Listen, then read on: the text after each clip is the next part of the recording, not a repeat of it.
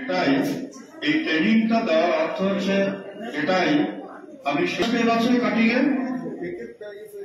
আপনারা একটা ঋণের নাম শুনেছেন, শুনে থাকবেন অনেকে। ব্যাংকের মাধ্যমে সাবসিডি সহ এটা কেভি পিএনজিবিতে কেউ যদি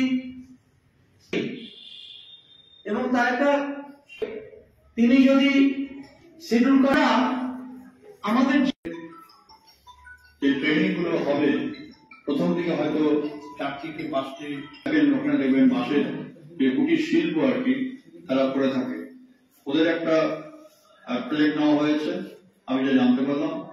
দ্বিতীয়ত ট্রেনিং এর 3টা লক্ষ্য থাকে। প্রথম লক্ষ্য হচ্ছে এমপ্লয়মেন্টেবিলিটি মানে চাকরির যোগান। দ্বিতীয় জিনিস হচ্ছে ইকোনমিক অ্যাফেয়ার্স, দ্যাট মিনস এই ট্রেনিং থেকে যে প্রোডাক্টসগুলো তৈরি হবে সেগুলো মার্কেটেবল করে একটা ইকোনমিক কন্ডিশন যাতে গ্রাম এবং অনুন্নত শ্রেণীর তৈরি হয় সেটার ব্যবস্থা করা। তৃতীয় যে লক্ষ্যটা কেভিআইসি ট্রেনিংয়ের সেটা হচ্ছে একটা সোশ্যাল ইন্টিগ্রিটি তৈরি করা। এই ইকোনমিক্স এবং আপনার এমপ্লয়মেন্টেবিলিটির মধ্যে যে সম্পর্ক সেটা যাতে গ্রামগঞ্জ শহরে।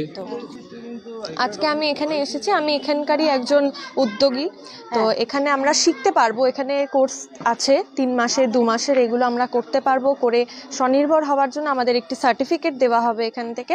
সেটার জন্য সেটা নিয়ে আমরা বিভিন্ন জায়গায় কাজ করতে পারবো।